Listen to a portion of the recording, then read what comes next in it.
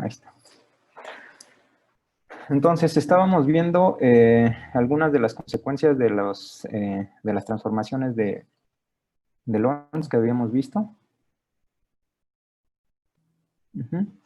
Entonces, básicamente son unas expresiones que nos dan la relación entre dos sistemas de referencia para una partícula, un sistema que hemos considerado fijo, que hemos estado llamando el sistema S, y un sistema que se mueve relativo a este sistema fijo. Y hemos estado considerando, y vamos a seguir considerando, que el movimiento del sistema que se está moviendo es en la dirección del eje X. Entonces, este es nuestro sistema móvil, S', que se mueve con cierta velocidad v en la dirección X. Entonces, lo que hemos estado haciendo es describir un evento, una partícula o lo que sea, en ambos sistemas de referencia y las transformaciones que relacionan estos dos sistemas son las transformaciones de Lorentz, que son necesarias porque si consideramos las transformaciones de Galileo, que son las primeras que revisan en los cursos de mecánica elemental, estas transformaciones permiten que las partículas puedan tener una velocidad mayor que la velocidad de la luz y bueno, ya vimos que la velocidad límite es la velocidad de la luz. Y vimos una de las consecuencias importantes que era acerca de qué pasaba cuando teníamos el siguiente sistema. Entonces tenemos nuestro sistema de referencia, S. Y tenemos otro sistema de referencia que se mueve respecto al primero. Entonces tenemos este sistema de referencia.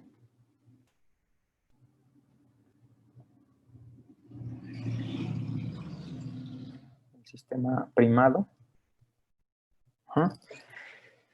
Por ejemplo, aquí en este sistema que está en movimiento, aquí ponemos una barra de longitud L0. Entonces, a esta longitud L0, que es la longitud de la barra medida en un sistema de referencia que no se mueve, en este caso, ustedes estarían aquí. Lo podemos hacer al revés, es equivalente. Entonces, si ustedes están en este sistema que se está moviendo y miden la barra, esta longitud se llama longitud propia.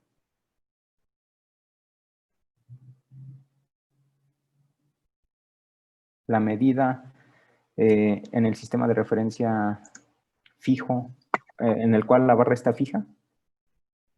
Entonces,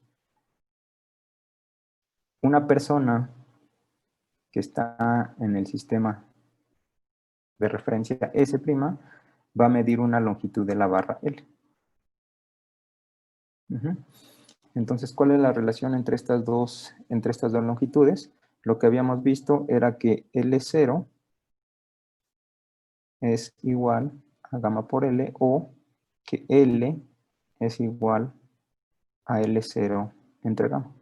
Entonces, que midan va a depender de este factor gamma, y como ya saben, gamma es 1 entre 1 menos p cuadrada entre c cuadrada, que es igual a, bueno, que es mayor que 1. Voy a poner aquí una pequeña tabla con algunos valores específicos para gamma, dependiendo de la velocidad a la cual se mide un cuerpo, para ver cómo se comporta, más o menos. Entonces, ese factor gamma es 1 entre 1 menos b cuadrada entre c cuadrada raíz. Esta velocidad que aparece aquí es la velocidad relativa entre los dos sistemas. Entonces tenemos nuestro sistema fijo, S, y tenemos el sistema que se está moviendo con velocidad v. Este es el sistema primado que se mueve con velocidad magnitud de la velocidad v, que es esta que tenemos aquí. Entonces este se mueve y esto define este término gamma, porque solamente depende de esta velocidad, la velocidad relativa. Y entonces vamos a poner aquí una pequeña tabla que va a ser en términos de la velocidad a la cual se mueve este cuerpo, bueno, el sistema, y cuánto vale gamma. Entonces, esto va a estar en unidades de C.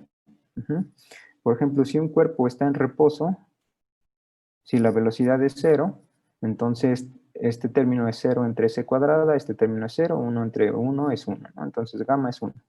Si este sistema está en reposo, este factor gamma es igual a 1. No pasa nada. Si ahora aumentamos un poco la velocidad a 0.01 de C, o bueno, déjenme poner en C. Así, ¿no? Entonces la velocidad 0.001 de C. Entonces aquí simplemente calculamos eso, sustituimos esta velocidad aquí, la C se nos va y nos queda 1 menos 0.001 al cuadrado raíz. En este caso el factor gamma queda algo así.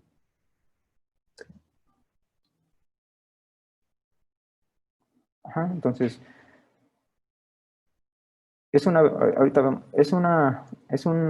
velocidad pequeña respecto a C, pero es grande respecto a las velocidades con las cuales estamos en las cuales nos movemos o se mueve algún cuerpo de manera cotidiana, pero este factor gamma todavía es muy pequeño, es prácticamente 1.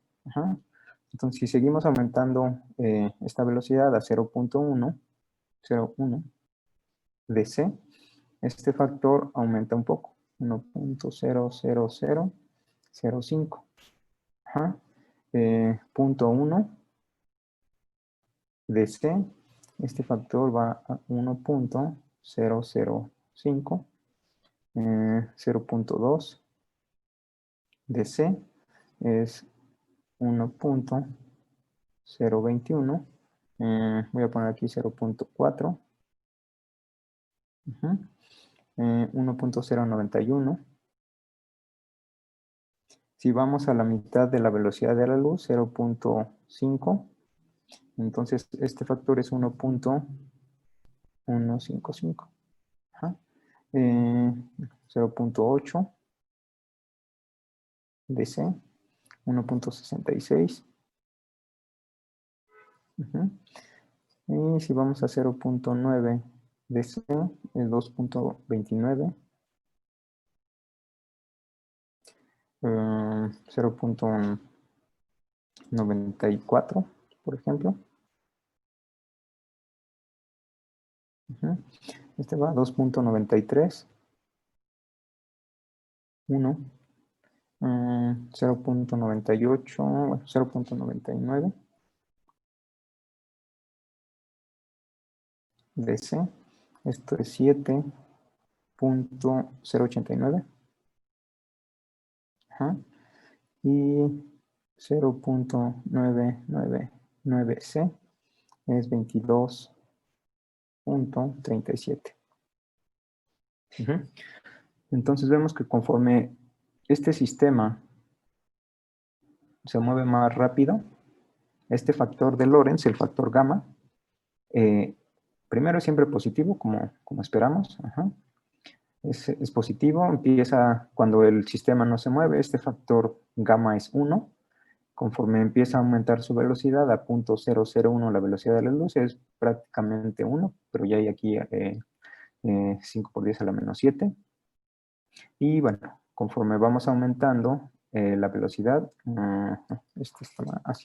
conforme vamos aumentando la velocidad del sistema, este factor gamma también va aumentando, pero aumenta de manera lenta, ¿no?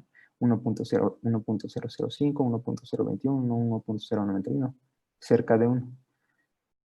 En punto 9 ya empieza a incrementarse un poco más rápido.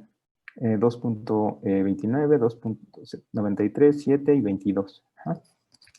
Entonces tiene una tendencia de ir creciendo, separándose de 1, pero siempre es positivo y mayor que 1. Entonces eso es importante, ¿no? Este factor gamma siempre es mayor que 1, 0, 1 si este sistema no está en movimiento. Y bueno, ¿qué tan rápidos son estas velocidades?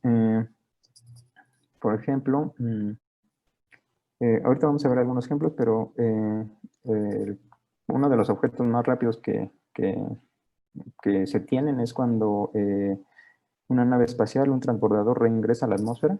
Ajá, entonces, en el reingreso de la atmósfera,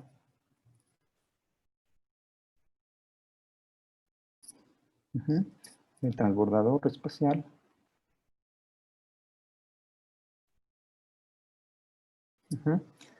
este alcanza una velocidad de 28.000 kilómetros por hora. Entonces alcanza una velocidad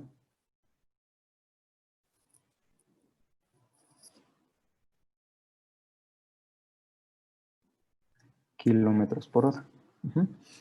Que esto lo podemos transformar a metros por segundo. Aquí ponemos 1 kilómetro, son 1000 metros.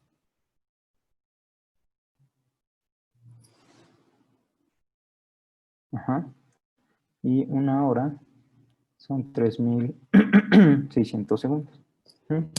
Entonces esto da aproximadamente 7777.8 metros por segundo, que es bastante. Pero, bueno, y esta la podemos comparar con la velocidad del sonido. Y resulta que esto es igual a 22.67 veces la velocidad del sonido. Entonces, al reingreso, los transbordadores llegan a alcanzar 22 veces la velocidad del sonido, que es bastante rápida. Sin embargo, si comparamos esta velocidad 7777 con la velocidad de la luz, entonces al compararla con la velocidad de la luz,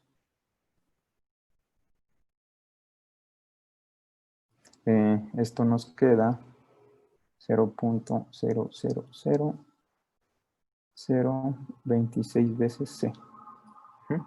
Entonces, es rápido, 28.000 kilómetros por hora, que es 22 veces la velocidad del sonido, pero es 0.000026 veces la velocidad de la luz.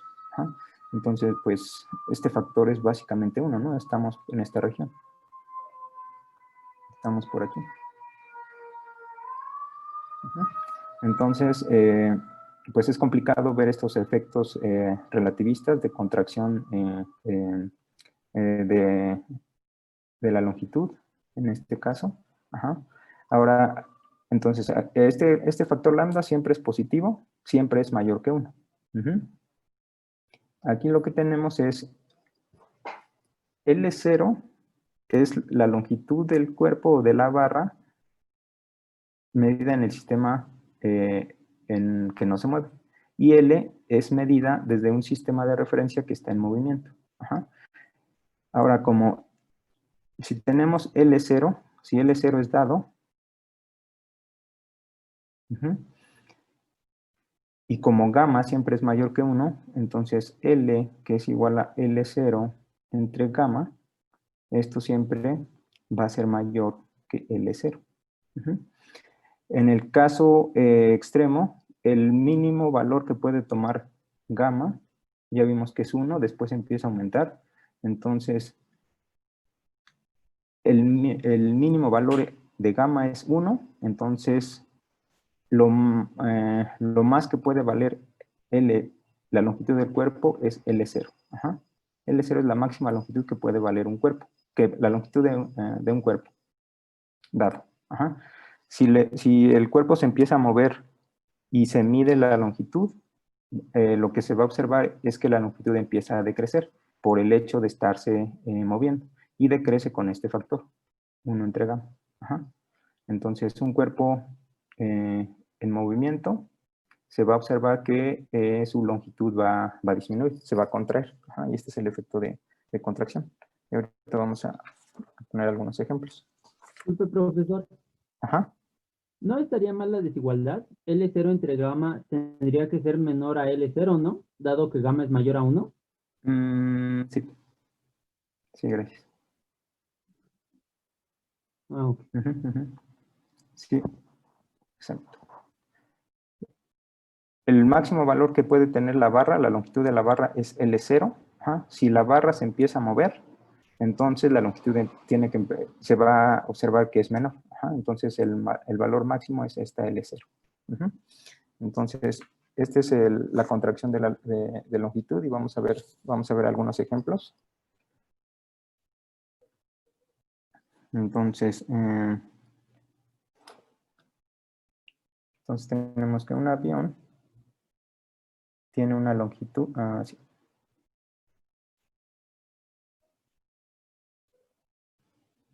Propia de 10 metros.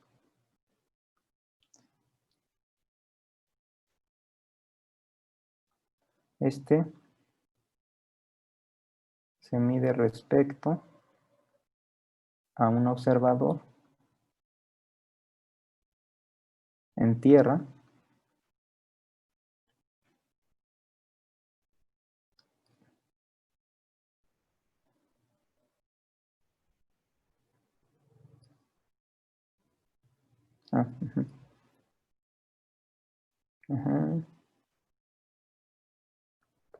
Déjenme corregir esto.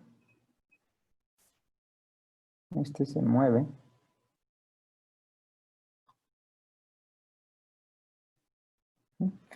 Entonces tenemos un avión de longitud 10 metros y se mueve respecto a un observador en tierra con una velocidad de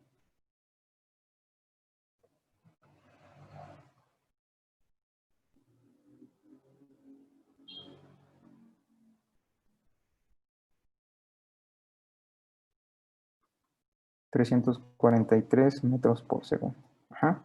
Y bueno, esta es la velocidad del sonido. Entonces lo que queremos es calcular la contracción de su longitud.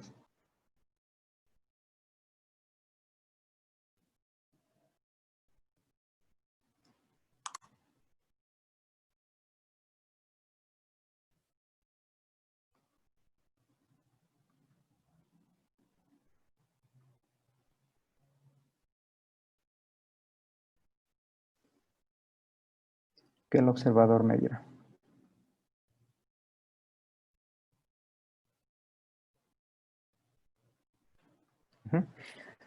Ok, entonces es lo que queremos, ¿no?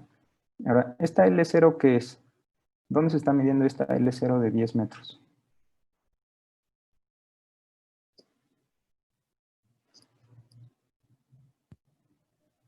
Sería desde, por ejemplo, un pasajero en el avión, ¿no?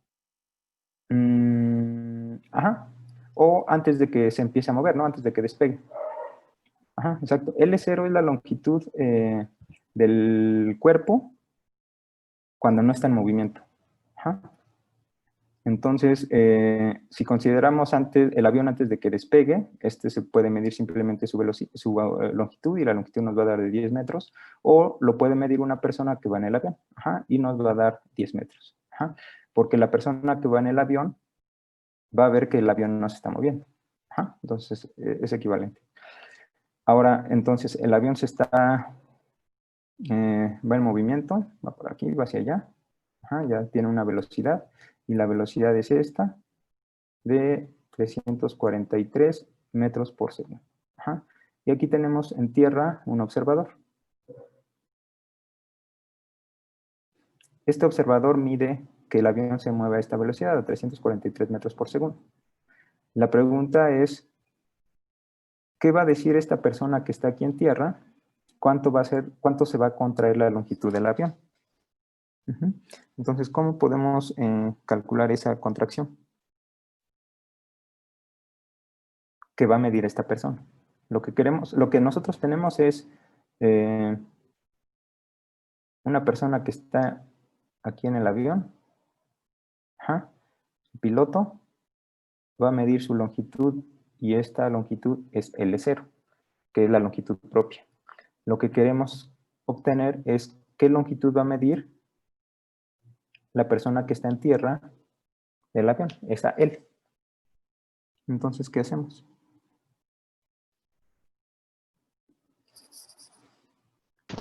Usamos nuestra ecuación anterior. Es directo, ¿no? Sí. Está. Ya tenemos L0, que es la longitud medida cuando el cuerpo no se mueve, o la medida por un pasajero, por el piloto, y gamma es el factor de Lorentz. Entonces aplicamos directamente esa expresión. L es igual a 1 entre gamma por L0, donde L0 son los 10 metros, entonces necesitamos calcular gamma. Y bueno, entonces esto es directo otra vez, es 1 entre 1 menos aquí es b cuadrada y b cuadrada es 343 metros por segundo al cuadrado entre c cuadrada, ¿no? 3 por 10 a la 8 metros por segundo al cuadrado y todo esto raíz. Y nos falta L0, que es 10 metros.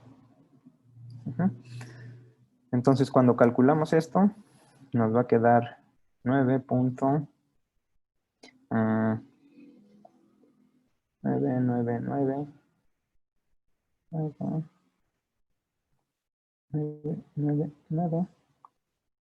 993 metros. Entonces, lo que va a observar esta persona que está aquí en tierra es que el avión tiene esta longitud, ¿no? Que es prácticamente 1. ¿Cómo calculamos la contracción? ¿Cuánto se contrajo?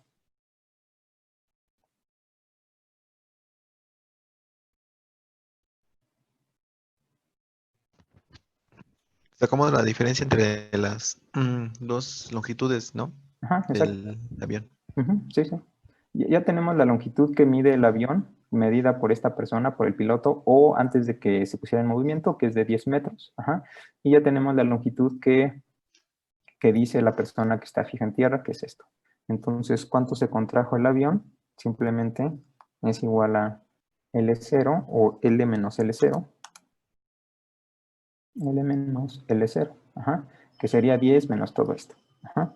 Y bueno, esto nos queda algo así como 6.5 por 10 a la menos 12 metros. Ajá. Entonces, la contracción es muy, muy pequeña, ajá, a pesar de que este cuerpo se mueve a una velocidad relativamente alta respecto a las velocidades cotidianas. Se está moviendo a la velocidad del sonido, pero es pequeña todavía, muy pequeña respecto a la velocidad de la luz. Ajá. Entonces, esta contracción es muy, muy pequeña, 6.5 por 10 a la menos 12 metros. Entonces, son efectos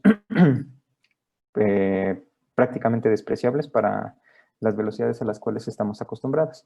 Pero para objetos que se mueven a altas velocidades, partículas, por ejemplo, esta contracción de la longitud es importante. Ajá, y bueno, más adelante vamos a ver un ejemplo de estos casos con velocidades comparables a la velocidad de la luz. Entonces, otro ejemplo sencillo, nos preguntan a qué velocidad la longitud de un cuerpo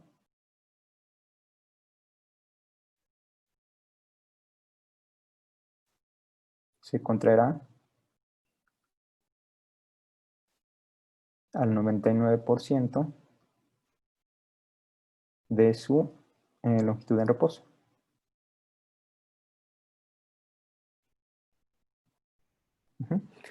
Entonces tenemos un cuerpo, una barra, un avión o lo que sea. En reposo esto mide L0, que es la longitud propia, otra vez. Medida en reposo o en un marco en reposo respecto a la barra, esto es la longitud propia.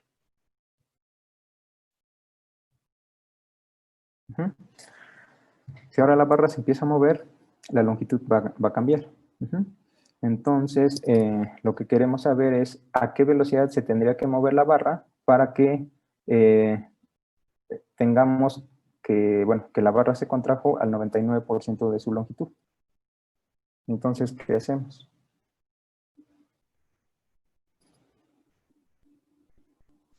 Tendríamos que tenemos 1 igual a 0.99 sobre gamma, ¿no? Luego despejamos gamma y de ahí despejamos la velocidad. Ajá, con la misma relación, ¿no? Sabemos la relación es la longitud medida de la barra en movimiento, la longitud medida de la barra que no se mueve, es la longitud propia, y la relación entre estas dos, o el factor de proporcional, es nuestro factor gamma. Es eso, ¿no? Ahora, lo que queremos es que esta longitud sea el 99%. Ajá. Entonces, queremos que sea 0.99 de L0. ¿Sí? Eso es lo que nos están pidiendo, ¿no? Que la longitud sea igual a 0.99, la longitud en reposo, 0.99 L0. Entonces, L tiene que ser 0.99 por L0. Y pues simplemente la velocidad está aquí en el factor gamma y de aquí obtenemos cuánto vale esto. Lo que tenemos aquí entonces es las L0 se nos van y nos queda que, bueno, 1 entre gamma tiene que ser igual a 0.99. Pero ya sabemos que gamma es 1 entre 1 menos b cuadrada entre c cuadrada a la 1 medio. Entonces 1 entre gamma es 1 entre todo esto, que va a ser 1 menos b cuadrada entre c cuadrada a la 1 medio. Entonces, bueno, y esto tiene que ser igual a 0.99. Y bueno, elevamos al cuadrado. Y simplificamos un poco. Entonces, bueno, lo voy a hacer. Entonces, 1 menos b cuadrada entre c cuadrado, todo eso al cuadrado, tiene que ser igual a 0.99 al cuadrado. Lo que necesitamos es b, entonces de aquí simplemente despejamos b. 1 menos 0.99 al cuadrado. Esto es igual a b cuadrada entre c cuadrado. Este término por acá y este por acá. Entonces b, c lo pasamos del otro lado. Entonces 1 menos 0.99 al cuadrado. Ok, c cuadrada, raíz. Y bueno, pudimos haber sacado c de aquí, pero esto es lo que nos queda. Entonces, pues ya simplemente sustituimos el valor de c, 3 por 10 a la 8. O podemos dejarlo así. Y esto nos va a quedar, cuando calculamos 1 menos 0.99 al cuadrado raíz, nos queda 0.141. Y este c sale. Así, ¿no? Entonces, la velocidad a la cual tiene que moverse la barra para que se vea esta contracción de 0.99, tiene que ser 0.14 c, ¿no? Y esto se puede escribir aproximadamente como 1/7 de c. Entonces, si la barra se mueve a 1/7 de la velocidad de la luz, se va a ver que se va a contraer a 0.99. Entonces, estos dos son aplicaciones directas de las expresiones que tenemos. Ahora vamos a ver algo un poco diferente. Ahora, en todos estos casos, siempre la contracción, eso no lo desarrollamos completo, pero la contracción solamente ocurre en la dirección de movimiento. Si tenemos un objeto de este tipo, que se mueve en esa dirección, un observador externo va a ver que se contrae solamente en la longitud de la dirección. No hay contracción en la dirección perpendicular. Entonces, esto es L0, la longitud propia medida en el sistema fijo de la barra, y esta L es vista fuera del sistema de la barra cuando la barra se mueve. Pero la dimensión perpendicular no cambia. La única dimensión o longitud que cambia es aquella que está en la dirección de movimiento. Entonces, lo que tenemos es lo siguiente. Se observa que una varilla es otro ejemplo.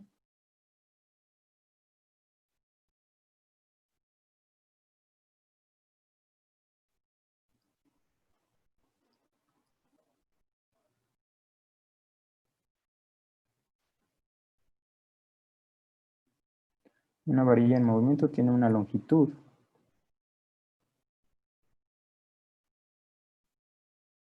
de 2 metros y está orientada a un cierto ángulo. Está orientada a 30 grados respecto a la dirección de movimiento.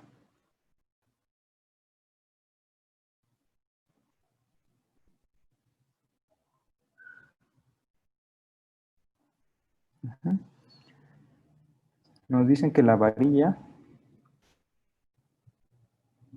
tiene una rapidez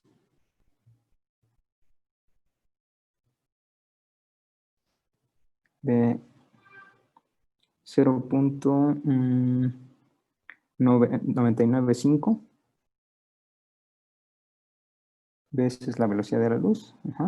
Entonces, lo que queremos saber es, primero, ¿cuál es la longitud de la varilla?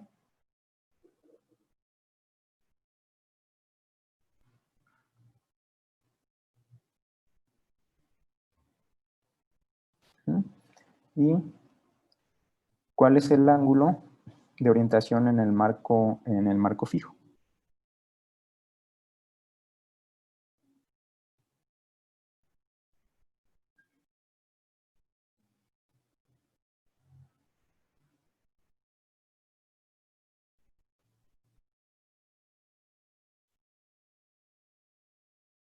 Ese.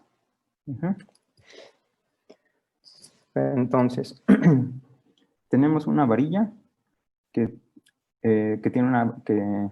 está en movimiento y la rapidez de la varilla es 0.995 la velocidad de la luz y tiene una orientación de 30 grados respecto a la dirección de movimiento.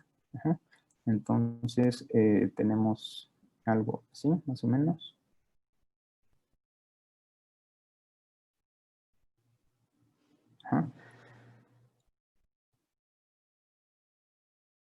Entonces, la varilla está anclada a un sistema, que es el sistema de la varilla.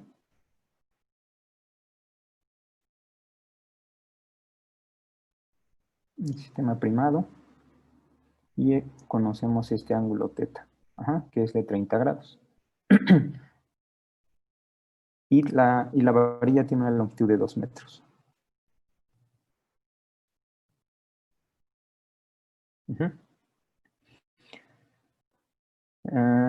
Entonces, todo este sistema se mueve en esa dirección con una magnitud o una rapidez de 0.995 veces la velocidad de la luz. Entonces, lo primero que queremos saber es cuál es la longitud de la varilla. La longitud de la varilla medida ¿dónde? En el sistema. ¿Esta longitud es L0?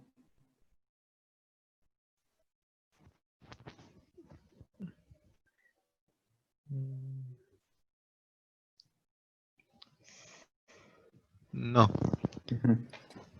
Exacto. Es la que mide una persona que está aquí afuera, ¿no? Sí. Entonces aquí hay otro marco otro sistema de referencia S que está fijo. Ve a la varilla que se está moviendo y la longitud que ve de la varilla es de 2 metros. Entonces, y ve que se mueve a esta velocidad. Entonces, lo primero que queremos saber es cuánto va a ser la longitud de la varilla medida en reposo, sin que se esté moviendo. ¿Cuánto sería esa longitud?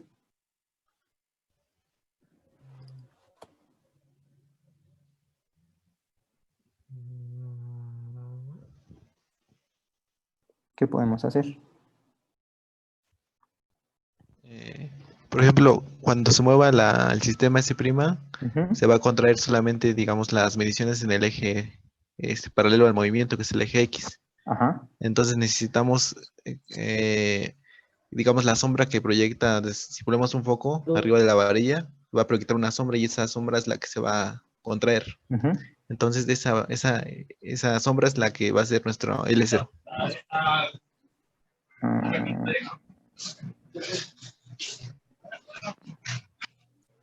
¿L0? No. Sería L, ¿no? Sí, L, sí. L, ¿no? Porque esta de 2 metros es medida cuando la varilla se está moviendo. Entonces conocemos. Ok, sí. L es la longitud de la varilla en movimiento.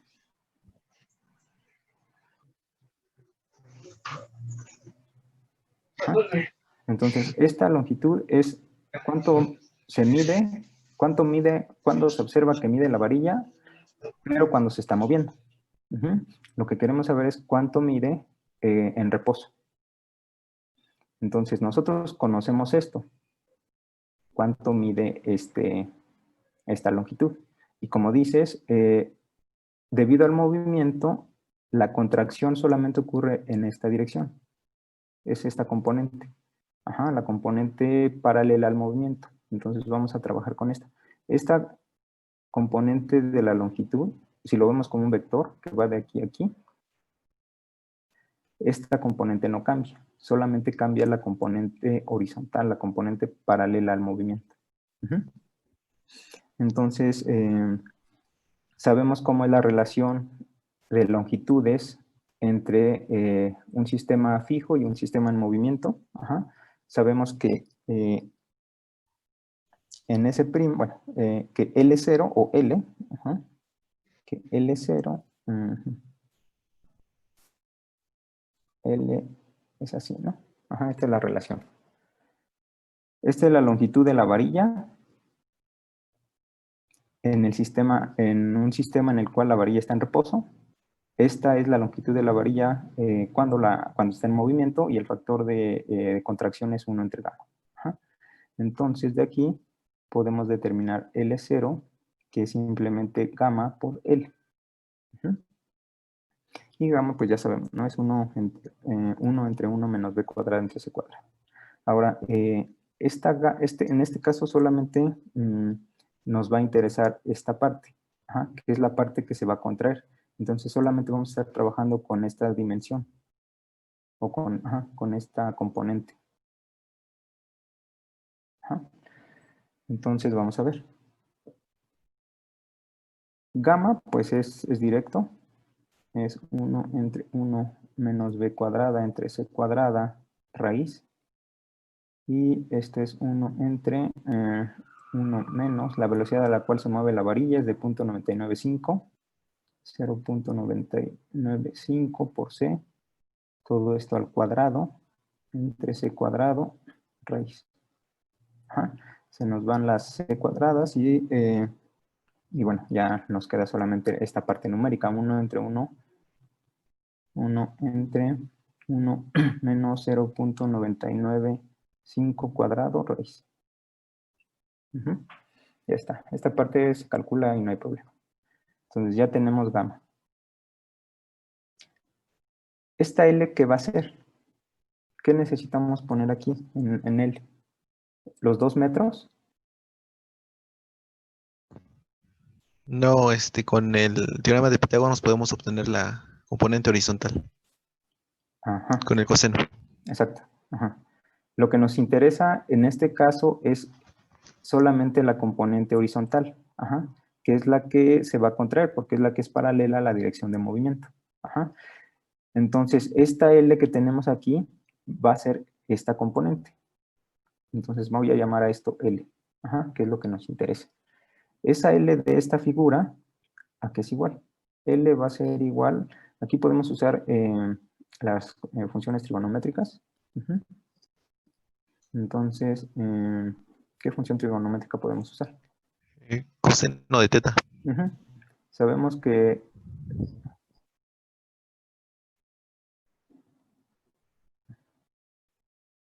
cuando tenemos un triángulo, es y, x y h, y esto es teta, entonces el coseno de teta es el cateto adyacente entre la hipotenusa, que es x entre h. Y el seno es y entre h. Entonces de aquí x es igual a h por el coseno de teta, que es lo que tenemos aquí en este esquema. En los 2 metros, la longitud de la varilla es la hipotenusa de un triángulo, y L sería su componente, la componente X o la base de este triángulo, que es lo que queremos calcular. Entonces L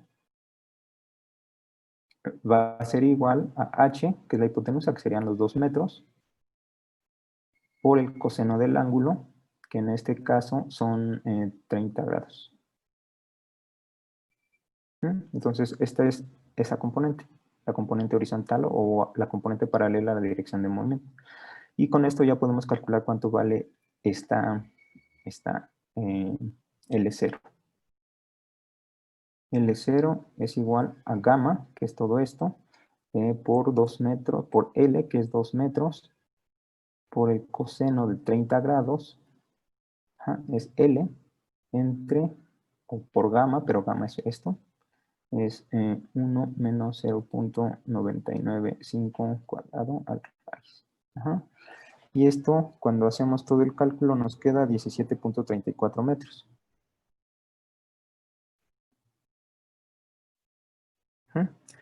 Entonces, es esto. Cuando calculamos esto no lo escribimos. Este no lo tengo. Bueno, es directo, ¿no? Así. 2 por coseno. Esto es igual a 1.73 metros. ¿Qué es lo que tenemos entonces? Cuando la varilla se está moviendo, esta componente, medida por este observador, mide esto, 1.7 metros, 1,5 metros, ¿no? Básicamente. Si la varilla no estuviera en movimiento, estuviera fija, esta componente tendría que valer esto, 17.74 metros, que es bastante, un orden de magnitud. Entonces, es considerable en este caso la contracción de la longitud. Entonces, ¿cuánto mide la varilla? Entonces, ¿cuánto mide la varilla en un sistema en reposo? Si la varilla no se estuviera moviendo, ¿cuánto iba a medir?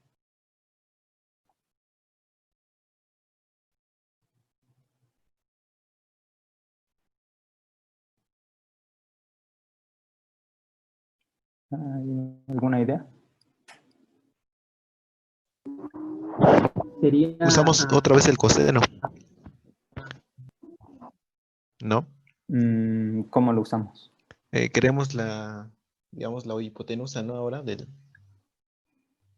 triangulito, entonces usamos el coseno y ya despejamos la hipotenusa. Pero, ¿cómo sabes que el ángulo no cambia? Y va a cambiar, ¿no? Porque ahora en el sistema fijo, este tamaño ya no se mantiene. Entonces, como no se mantiene, tiene que... a ver, lo voy a poner la otra. Cuando la varilla se va moviendo, se observa algo así. Esta es la varilla.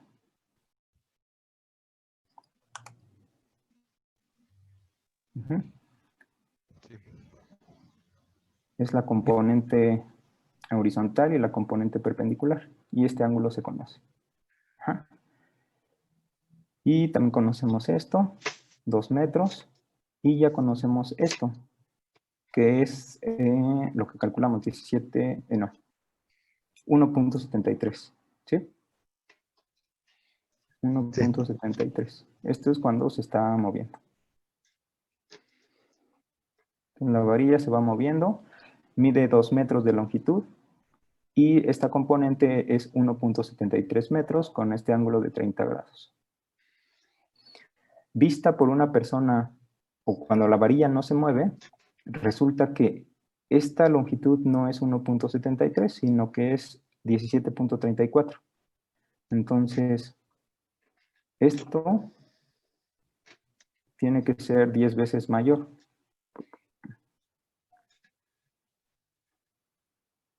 Más o menos. Supongamos que son 10.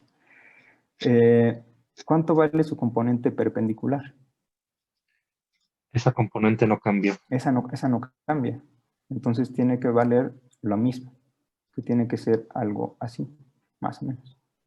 No podemos, en este caso no podemos usar el coseno porque el ángulo va a cambiar.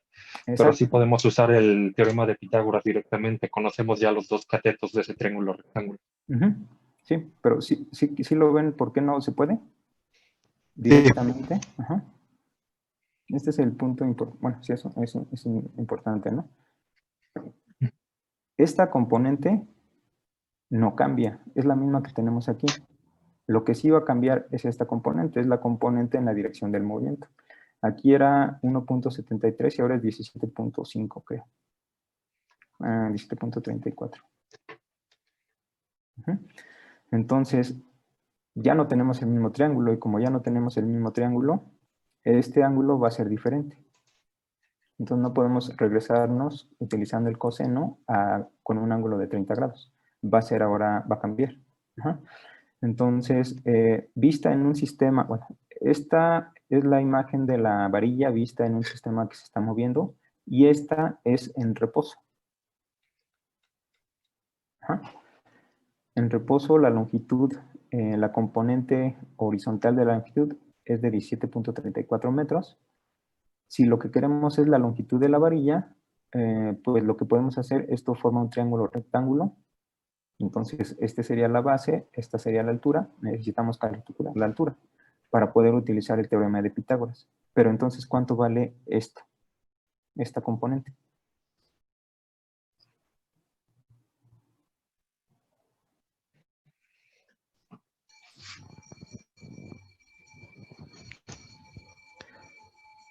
¿2 por el seno de 30 grados?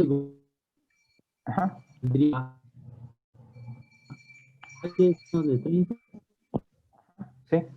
En el caso, cuando calculamos la componente horizontal, si usamos este triángulo, fue el coseno.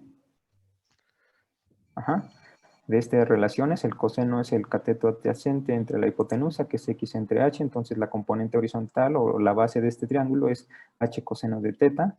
Si nos interesa esta componente, entonces usamos la definición de la función seno de teta, que es el cateto opuesto entre la hipotenusa, que es y entre h. Entonces y simplemente es h seno de teta.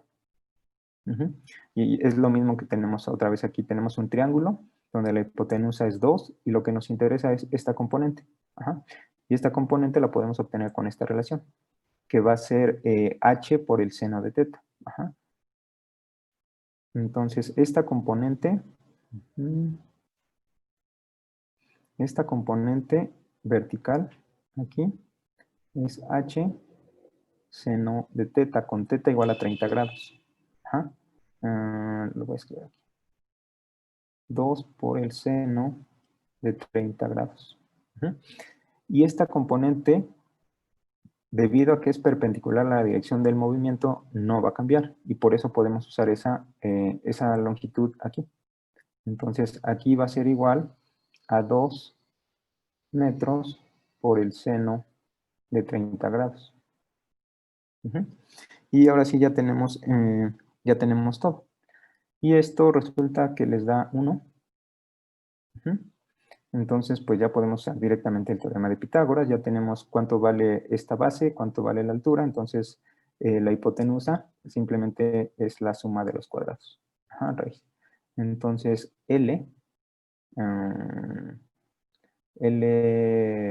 sí es, bueno, no es L, ¿no? ¿Sí es claro por qué no es L? Bueno, es otra L, ¿no? Le voy a poner L y ahorita la decimos. L va a ser igual a 17.34 al cuadrado más 1 al cuadrado raíz. Y esto nos queda 17.37.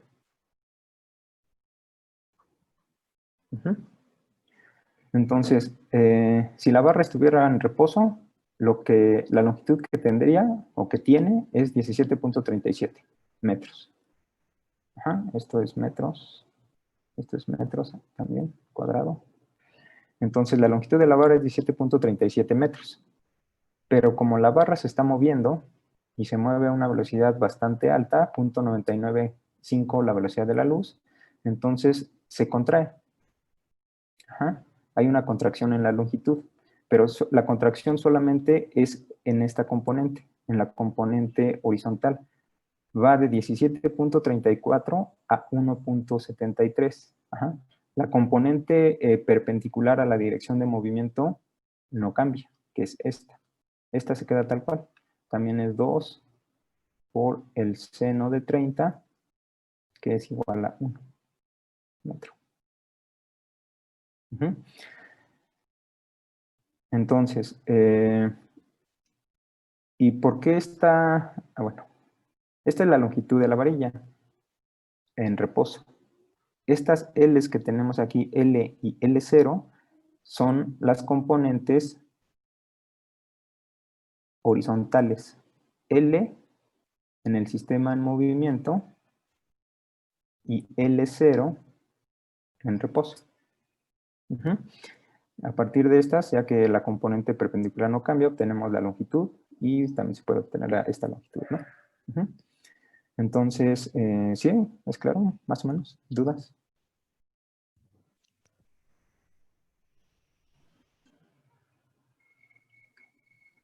Ahora, ahora, en este sistema en reposo, ¿cuánto vale beta, ese ángulo?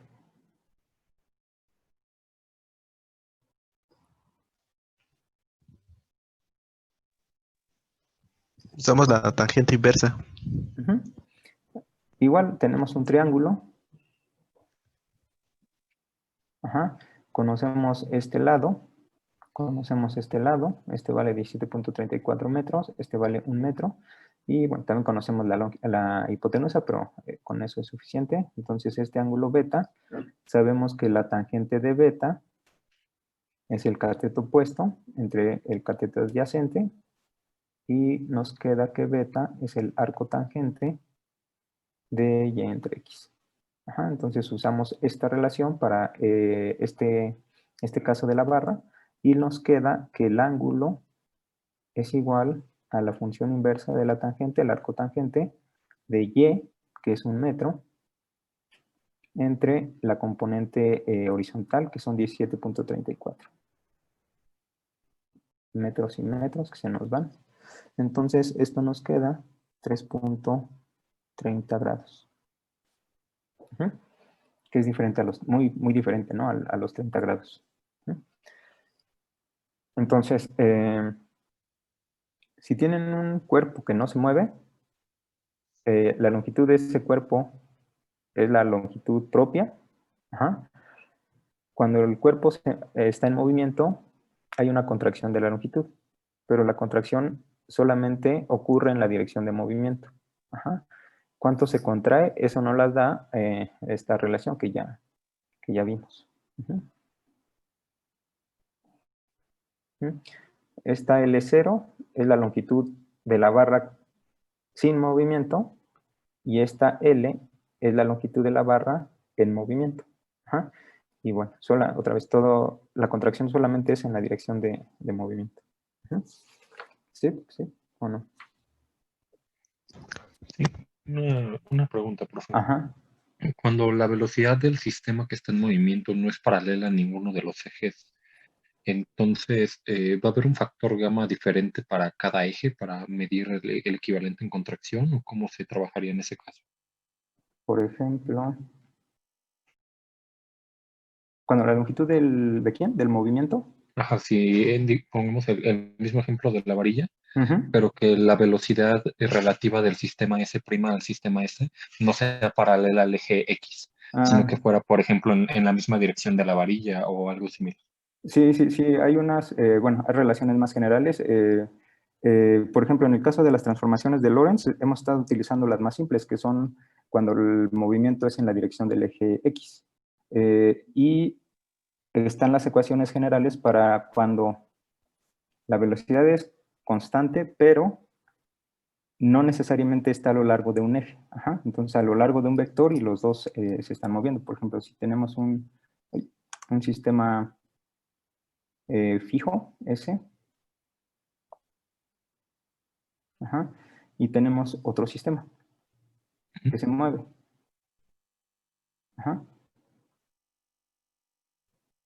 Y el movimiento es en una línea recta que une los ejes, ¿no? Por ejemplo, así. Sí, hay una transformación de velocidad general entre los dos sistemas, que solamente se las presenté, no la dedujimos. Es más complicada, como se esperaría, pero existe y se puede deducir sin ningún problema. Y esta relación de contracción de la longitud la obtuvimos a través de estas relaciones. Entonces sí, se puede obtener una ecuación general, pero estamos solamente considerando el caso más simple. Gracias. Sí. Ok, entonces esto es lo que tenemos. Y ahorita solamente hasta aquí hemos considerado qué pasa con el caso de dimensiones de longitud, ¿no? La varilla, la barra o el cuerpo se mueve y hay una contracción de la longitud. Pero si nos acordamos un poco de la imagen que teníamos, cuando tenemos un sistema de coordenadas XY o XT o XCT, cuando graficamos esto en el diagrama de universo, en la curva de universo de la partícula, si este sistema en negro es el sistema S, y tenemos un sistema que se mueve, este es el sistema fijo, el sistema S, y tenemos un sistema fijo, lo que ocurre con el sistema en movimiento es que estos ejes en general hacen algo así. X', CT', y este es el S'. Entonces, cambia la escala de longitud, pero también cambia la escala de tiempo, que es lo que veíamos. Entonces, algo va a pasar también con el tiempo. Aquí, para el caso de las longitudes, cuando un cuerpo se está moviendo, la longitud que se observa es menor respecto a cuando no se movía, y algo va a pasar con el tiempo. Vamos a ver qué pasa con el tiempo. Entonces,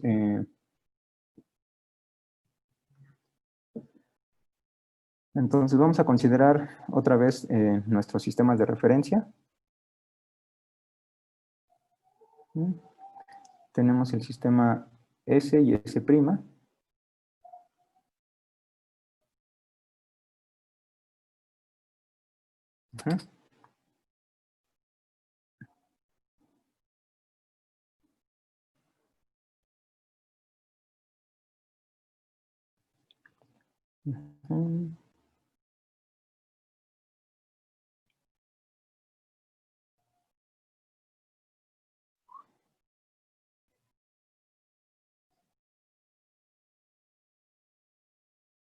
Entonces, este es el sistema S, fijo.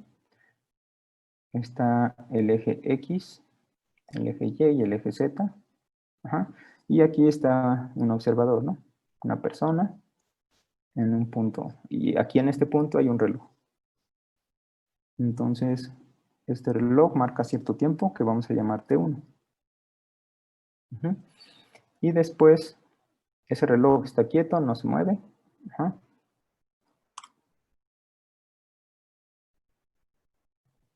Z, X y Y es el mismo sistema y el observador.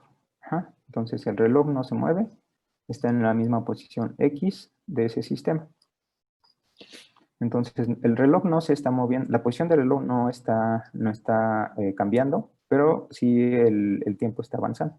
Entonces transcurre un cierto tiempo y ahora este reloj marca un tiempo T2. Entonces, el intervalo entre estos dos sucesos, el que marca el tiempo T2 y tiempo T1, simplemente es la diferencia entre los dos tiempos, ¿no? T2 menos T1. Y a esa lo vamos a llamar tau 0. T2 menos T1. Esta tau 0, en el caso de la barra que se movía, ¿cómo definimos la longitud de la barra en el sistema o cuando la barra no se mueve? ¿Cómo la diferenciábamos respecto al caso cuando sí se estaba moviendo? ¿Cómo la llamábamos? L0. L0. ¿Y L0 qué era? En la longitud propia. Exacto. L0 era la longitud propia. Entonces, a este tau 0 lo vamos a llamar el tiempo propio. El reloj no se está moviendo. En el caso de la varilla, L0 era la longitud medida desde un sistema de referencia en el cual la varilla no se mueve. Ahora, este tiempo propio va a ser el tiempo medido cuando los relojes están quietos en un mismo punto. Entonces, al intervalo de tiempo que transcurrió, simplemente es la diferencia de los dos tiempos, T2 menos T1. Ajá. Y ahora tenemos otro sistema de referencia. Un sistema de referencia que se mueve, como hemos estado suponiendo, en la dirección X.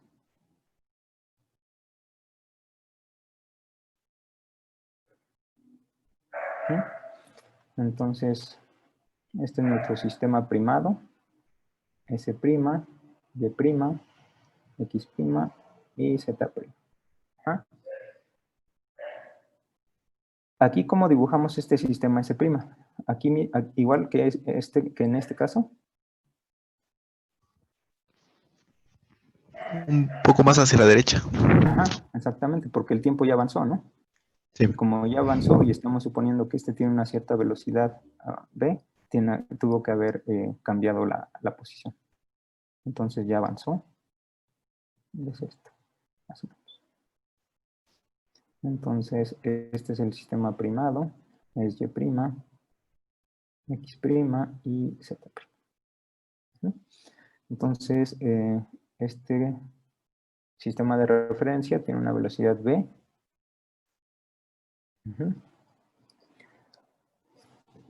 ¿Cuál va a ser el tiempo que va a medir cuando para este T1? ¿Qué va a medir este observador aquí en el sistema primado?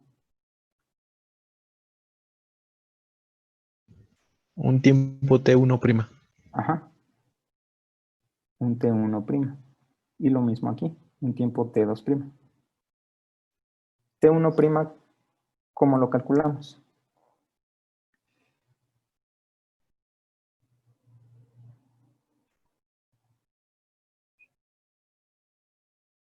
Vamos a fijarnos en este caso. Entonces, aquí está la persona en el sistema fijo. Esta persona no se mueve. El reloj está en la posición X al tiempo T1. Entonces, en este sistema de referencia, en el sistema S, el evento tiene coordenadas X, T1. Este mismo evento con coordenadas X, T1, ¿qué coordenadas va a tener en este sistema primado? Y solamente nos interesa ahorita la coordenada en T, la coordenada en X, no. Solamente cómo se transforma este evento en este otro sistema de referencia. Sería con la relación de T' es igual a gamma por T por T menos X. Ajá, sí, exacto. Tenemos las relaciones entre posición y tiempo, pero realmente ahorita solamente nos interesa qué pasa con T. De las relaciones de Lorentz, de las transformaciones de Lorentz, sabemos que X' es igual a X menos P por T por gamma. Y además sabemos que T' es T menos B entre C cuadrada por X por gamma. Entonces, este evento que ocurrió aquí en XT1, podemos describirlo en este otro sistema de referencia que se está moviendo. ¿Y cómo lo describimos? Pues va a tener unas coordenadas X', T', que están relacionadas con las anteriores. Simplemente sustituimos aquí X y T por X y T1. Pero ahorita solamente estamos interesados en la coordenada del tiempo o de la transformación de la coordenada temporal. Entonces, en este caso, T1', entonces T1' va a ser igual a gamma por T, es el tiempo al cual ocurrió el evento, que es T1, menos, esta vez la velocidad relativa de los sistemas, B entre C cuadrada por X, y X es la posición del evento. Y esa posición pues simplemente es X, como ya vimos, entonces es X. Entonces, ¿cuándo ocurrió este evento en este sistema de coordenadas, en el S'? Nos las da esta expresión. Ahora dejamos que transcurra el tiempo, entonces el reloj cambió, de T1 se fue a T2. Entonces, ahora este evento tiene coordenadas. La coordenada X no cambió porque el reloj no se movió, pero el tiempo sí. Entonces ahora este evento va a tener coordenadas X, T2. Este evento visto en el sistema de coordenado primado va a tener coordenadas x', t2'. Solamente otra vez queremos calcular t2', entonces usamos la misma relación. Entonces t2' va a ser igual a gamma por... Ahora el evento que queremos describir es t2x, entonces es t2 menos b entre c cuadrada por x. Entonces ya tenemos eso. ¿Cuánto va a ser el intervalo de tiempo que ocurrió entre esos dos eventos medido por una persona en este sistema S'? T2' menos T1'. Ajá, exactamente. Entonces, ¿cuánto tiempo transcurrió entre los dos eventos, entre T1' y T2' medida por la persona que va en el sistema que se está moviendo? Pues es simplemente la diferencia de los dos tiempos que ya calculamos aquí. Entonces, tau, que lo vamos a llamar así, va a ser igual a T2' menos T1'. Entonces, este tau que está aquí en negro, tau 0, es el intervalo de tiempo que mide la persona que no se mueve, que está en tierra. Y este tau es la diferencia de los tiempos que transcurrió entre esos eventos, pero medida por la persona que va en la nave o en este sistema en movimiento. Ajá. Y esos T1 y T2' ya los calculamos, están aquí. Entonces, esto nos queda, T2' es gamma por T2 menos B entre C cuadrada por X, menos T1', gamma por T1 menos B entre C cuadrada por X.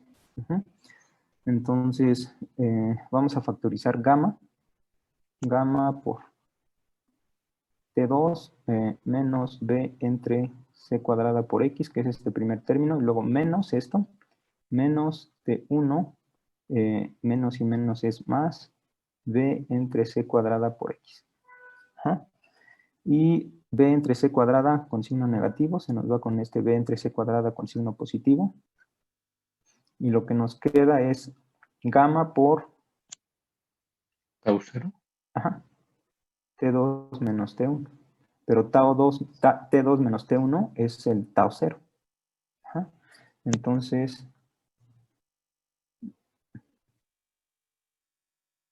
tau es igual a gamma por T2 menos T1, pero T2 menos T1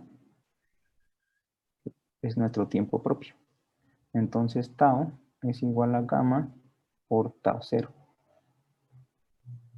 Entonces, el intervalo de tiempo que mide esta persona entre el reloj, tienen el reloj y tiene su tiempo, tic-tac, tic-tac, tic-tac. Entonces, esta persona mide un intervalo de tiempo entre esos tic-tac. Y esta persona también mide un tiempo, un intervalo de tiempo, pero ese intervalo de tiempo no es el mismo. ¿Por qué no? Porque está este factor aquí. Ajá. Ese factor hace que los intervalos de tiempo entre tic-tac sea diferente. ¿Quién es mayor? ¿El intervalo de tiempo que mide esta persona aquí fija o la persona que está en movimiento? La persona que está en movimiento. Ajá, ¿por qué? Porque gamma es un número menor que 1. Mayor, ¿no? Mayor a 1. Sí, perdón, mayor a 1. Sí, ya vimos que gamma siempre es un número mayor a 1, igual a 1 en el caso de velocidad 0, pero estamos considerando que que los sistemas se mueven, entonces gamma es mayor que 1. Como este término es mayor que 1, entonces aquí no importa lo que tengamos, lo vamos a multiplicar por un número que es mayor que 1. Entonces, necesariamente, eso implica que tau tiene que ser mayor que tau 0. ¿Sí? Entonces, el intervalo de tiempo que va a medir esta persona en... Tau es el... Ajá. ¿Quién es tau y tau 0? Tau es la persona o el tiempo que mide la persona que va en el sistema en movimiento. Tau. Y tau 0 es el intervalo de tiempo medida por esta persona que está en reposo. Entonces, tau es mayor que tau 0. Entonces, los intervalos de tiempo aquí son mayores que aquí en el sistema fijo. Entonces, aquí el tiempo parece ir más despacio, ¿no? Porque los segundos se alargan. ¿Sí? ¿Sí o no? Sí, profesor. Y esta es la dilatación del tiempo, ¿no?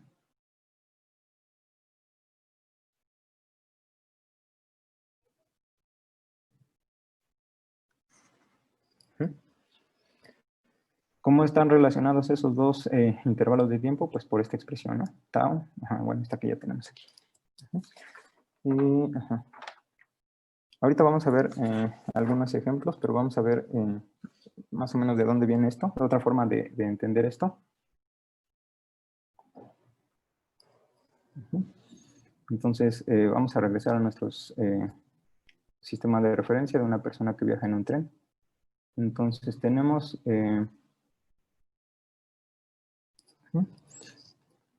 un vagón de tren que se mueve con cierta velocidad V.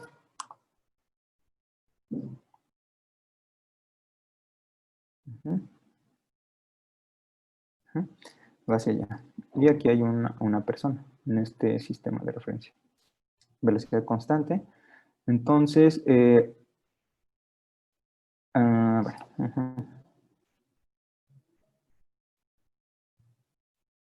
y tiene un reloj muy particular, ¿no? Entonces, su reloj es tal que en la base aquí se enciende un rayo de luz. Entonces el rayo de luz sube. En la parte de arriba tenemos un espejo y rebota. Y llega aquí. Entonces ese es su reloj. El intervalo de tiempo es el tiempo que le toma a la luz salir de aquí, de donde se emite. Tenemos una lámpara, por ejemplo. Sale, rebota y regresa. Ese es el intervalo de tiempo. Venir de A a B y luego regresar. Va para allá y luego regresa. Y esta longitud la conoce y esa longitud es D.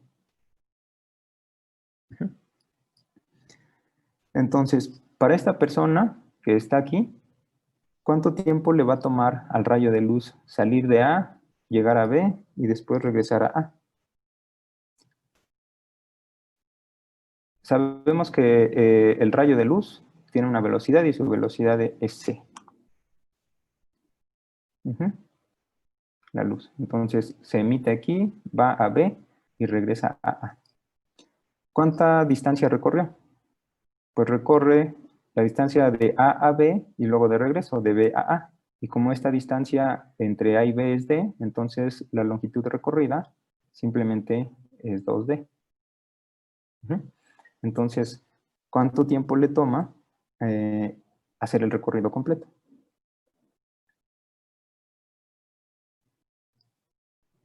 Dos D sobre C. Es una velocidad de la luz, es constante, entonces usamos la relación simple. La velocidad simplemente es la distancia entre el tiempo, tiempo requerido para recorrer esa distancia. Entonces el tiempo simplemente es la longitud recorrida o la distancia entre la velocidad. Para este ejemplo, el tiempo va a ser igual a 2D porque es la distancia, la longitud recorrida entre la velocidad, que es la velocidad de la luz, C. Y este tiempo que le tomó es visto por esta persona que está aquí, que está con el reloj. Y eso entonces lo vamos a llamar nuestro tau cero. Simplemente la persona ve que el rayo de luz sube y baja. Ahora el sistema se está moviendo. ¿Qué es lo que va a ver una persona fuera de este sistema de referencia, fijo en tierra? Entonces tenemos algo así.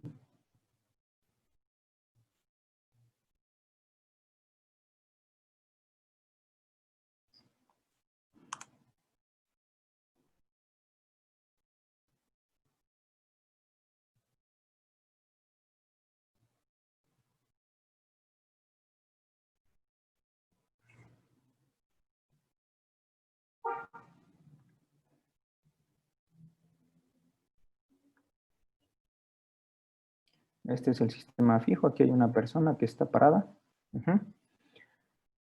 Entonces la persona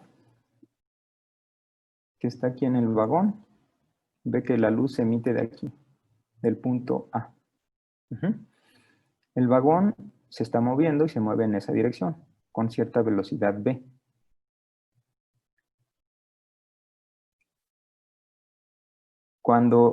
Y bueno, el rayo de luz, el haz de luz sale del punto A. Y se mueve hacia el punto B. Pero, ¿qué es lo que va a ver esta persona que está aquí afuera? Cuando la luz llega a B, ¿dónde va a estar el vagón? Visto por esta persona. Se va a mover hacia la derecha. Porque tiene una velocidad. Entonces, el vagón ya se tuvo que haber desplazado una cierta distancia.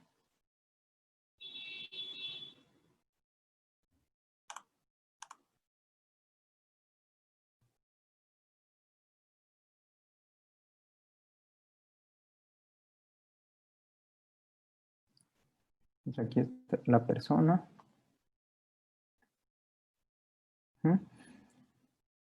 Este es el espejo A, o donde se emite la luz. Este es el espejo que va a reflejar la luz, que es nuestro punto B. Entonces, visto por la persona que está afuera, la luz sale de la fuente A y llega al espejo B. Pero como ya se desplazó, tuvo que hacer este recorrido. Visto por esta persona. Visto por esta persona, el rayo de luz simplemente sube y baja. Ahora, esto es cuando va de A a B, pero ahora tiene que regresar a la fuente, al punto A. Pero otra vez, cuando va de regreso, el vagón ya avanzó.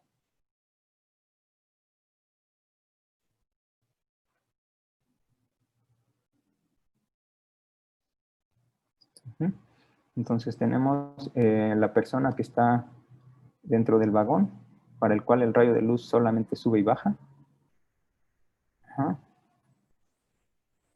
Pero entonces para la persona en el exterior, el rayo de luz ahora tiene que regresar al punto A. Ahí está. Entonces, esta persona aquí afuera lo que va a ver es el rayo de luz sale de A, llega a B, pero como el vagón ya se movió, tiene que hacer este recorrido. Después, cuando llega al espejo B, tiene que regresar al punto A, pero otra vez, como el vagón se va moviendo en esa dirección, entonces el recorrido es este. ¿Sí? Entonces, visto por esta persona que va dentro del vagón, el rayo de luz solamente sube, llega al espejo B y rebota. Visto por esta persona que está aquí afuera, lo que tenemos es que la trayectoria de la luz debe hacer este recorrido, para salir de A, llegar al espejo B y regresar a A. Entonces, eso es lo que tenemos. Esta distancia, ¿cuánto es?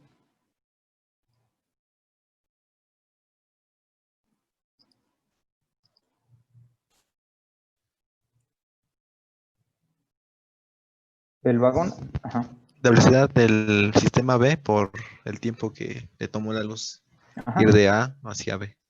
Bueno, regresar. Ir de A a B y luego regresar, ¿no? Sí. Eso lo podemos calcular otra vez con esta expresión simple, ¿no? El tiempo es la distancia entre la velocidad, o la distancia es B por T. Entonces, esta longitud simplemente va a ser la velocidad ¿de quién? Pues del vagón, que es el que se está moviendo, que va a ser B por el tiempo que le toma, pues llegar de aquí a aquí. Y ese es el tiempo que le toma, que mide esta persona. Entonces, eso lo vamos a llamar tau. Entonces, esto es lo que tenemos. Entonces, de aquí podemos hacer esto, ¿no? Aquí. Nos fijamos en esta parte.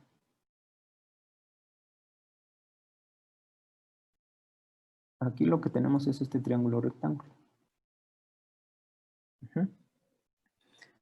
Entonces, este triángulo rectángulo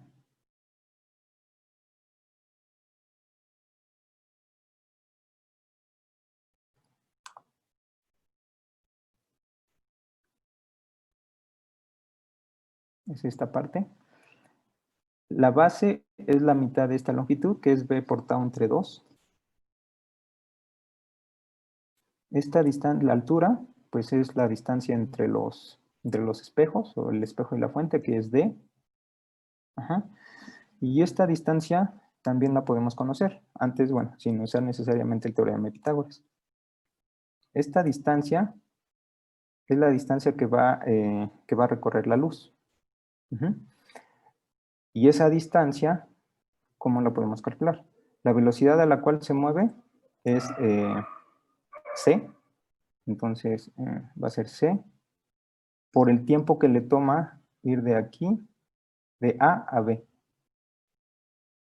Y el tiempo que le toma ir de A a B es el tiempo que le toma ir de A a A. Ajá. Y ese tiempo total es tau. Entonces tiene que ser c por tau la mitad del tiempo, c por tau entre 2.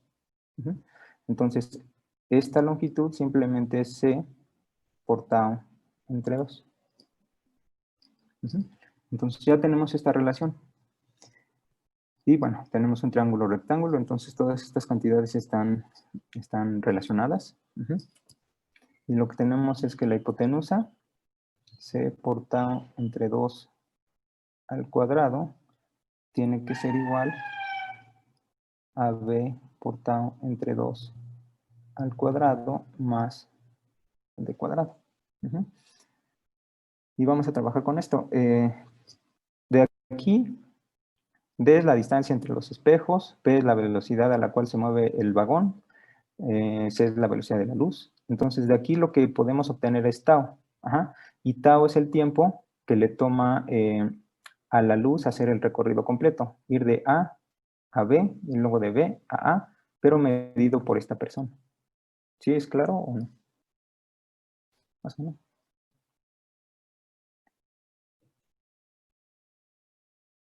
Vamos a ver. Entonces, tenemos esta relación.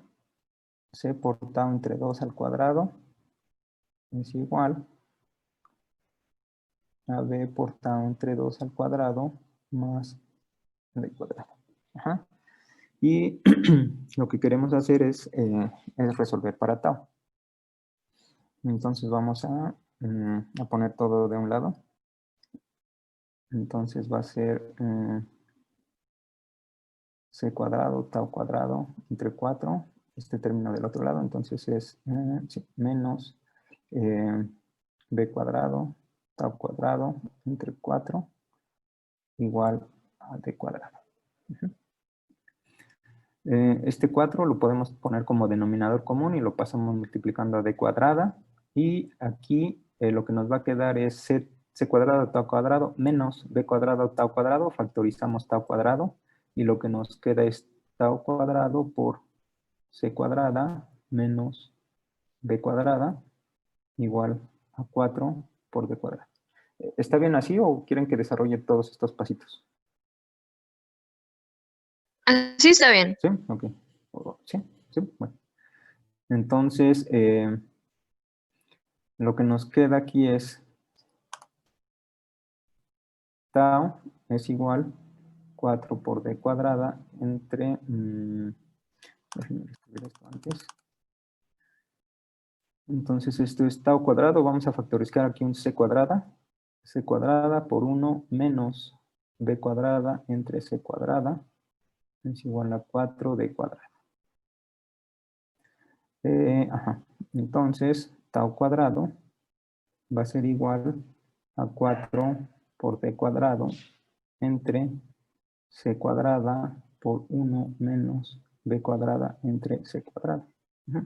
Y tomamos raíz cuadrada de ambos lados y nos quedamos con la raíz positiva. Tau es igual, al sacar raíz nos queda 2d en el denominador y en el denominador nos queda c por 1 menos b cuadrada entre c cuadrada raíz. Y que es 2d entre c.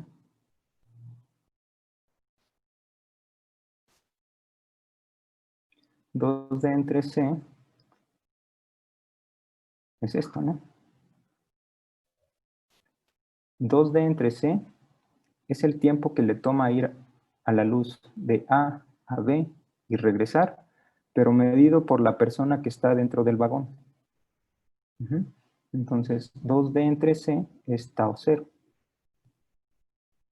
Y 1 entre 1 menos B cuadrada C cuadrada raíz es gamma. Entonces, ¿qué nos queda? Nos queda que tau es igual a gamma tau 0, que es la expresión que habíamos obtenido anteriormente. Aquí. Entonces, esto es directamente usando las transformaciones de Lorentz del tiempo. Y aquí es un poco geométrico, ¿no? ¿Qué es lo que está pasando? Tau 0, este tau 0 que aparece aquí, es el tiempo medido por esta persona, la que va dentro del sistema en movimiento, la que ve que ocurre a una posición fija. Y tau es el tiempo que ve la persona externa a este sistema en movimiento. Y la relación entre los tiempos transcurridos es la relación que ya hemos obtenido. Y otra vez, ¿no? Como gamma es mayor que 1, este tiempo, tau, medido por la persona fuera del sistema en movimiento, es mayor. Entonces, ahí está el fenómeno de dilatación temporal. Entonces, esta es la relación. Ok, entonces, ¿sí o no? Sí, profesor. Ok. Entonces, vamos a ver algunos ejemplos.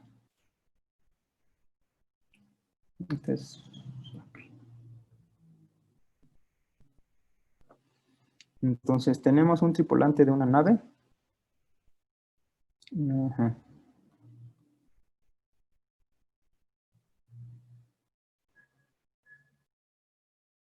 De una película de 2 horas, ¿no?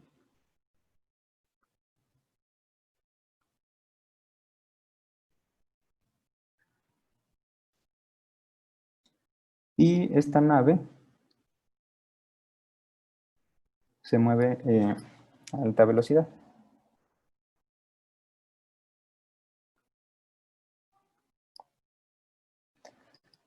Para un observador en tierra,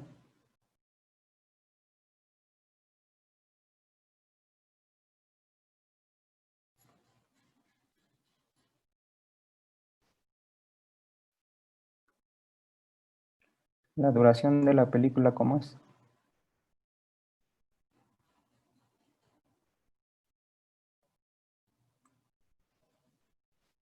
Y es de más de 2 horas.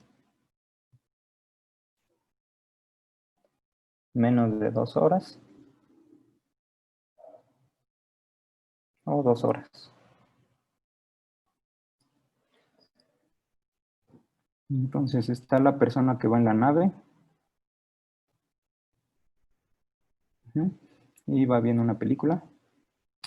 Y dura 2 horas.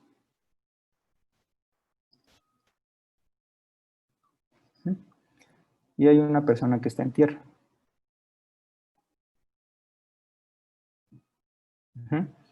Entonces, para esta persona que está en tierra, ¿cómo es la duración de la película? ¿Es de 2 horas, más de 2 horas o menos de 2 horas? Más de 2 horas.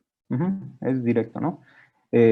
Cuando tienen un sistema que se está moviendo, dentro de ese sistema de referencia, el intervalo de tiempo es mayor que el intervalo de tiempo medido por la persona que está en un sistema fijo. Entonces, este tiempo que transcurrió aquí de 2 horas, para esta persona va a ser mayor de 2 horas. Por esa dilatación del tiempo, por el hecho de que la persona o el sistema se esté moviendo, los intervalos de tiempo transcurren más largos. Ok, entonces, y un ejemplo bastante simple.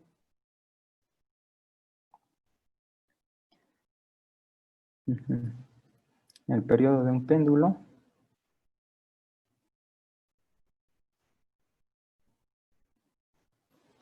es de 3 segundos en un marco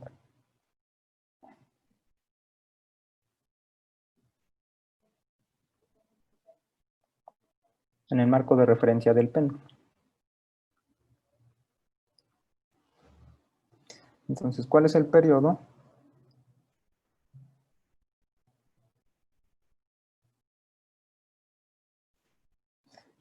Si el sistema de referencia del péndulo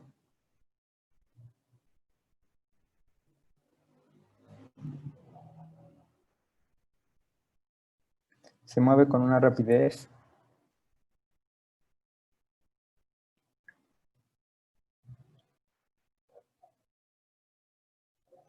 .96c.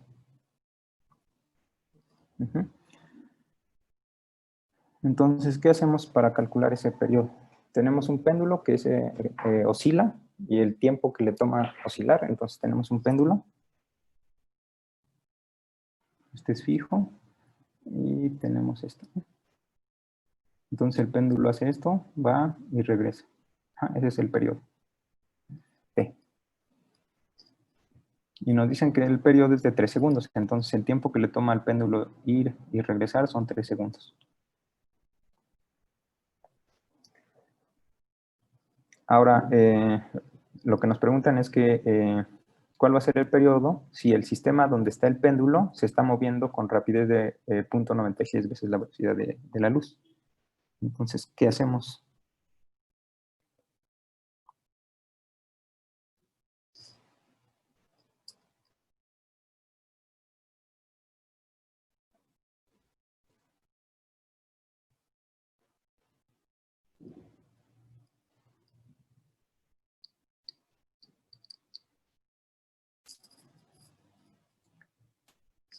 Tenemos, bueno, hay dos sistemas, tiene que haber dos sistemas de referencia, ¿no?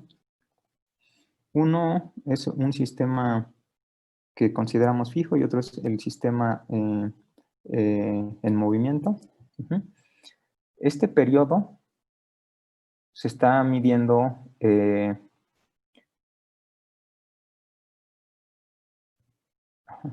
tenemos un vagón y este vagón se mueve.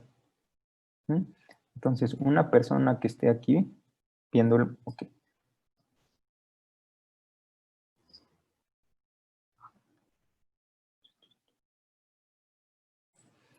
Entonces, hay una persona que está en tierra, es un observador que está en tierra y tiene este dispositivo. Este dispositivo es un péndulo, que es una masa atada a una cuerda con un soporte fijo y se suelta. Entonces oscila. El tiempo que le toma al péndulo o a la masa ir de un lado y regresar son 3 segundos, visto por esta persona. Ahora, este mismo experimento se puede hacer dentro de un vagón. Este vagón, si se mueve con velocidad constante, no va a hacer que ocurra ningún cambio en este sistema. Son sistemas de referencia inerciales, primera ley de Newton. Primera y segunda no pasa nada, las leyes de la física van a ser las mismas. Entonces, ya sea que esté en un marco fijo o esté dentro de un vagón, la descripción del movimiento no va a cambiar. Entonces, para que usemos este periodo de 3 segundos, este periodo de 3 segundos lo tiene que ver alguien que está dentro del sistema del péndulo. Entonces, ese va a ser nuestro tau cero. El tiempo propio. El tiempo que le toma al péndulo hacer un ciclo completo de ir y regresar. Que está medido aquí. Este sistema de referencia se está moviendo. Y se mueve con una rapidez de 0.96 veces la velocidad de la luz. Entonces, visto por una persona que está aquí afuera, ¿cuánto va a ser el tiempo que va a haber esta persona que le toma al péndulo hacer este ciclo completo?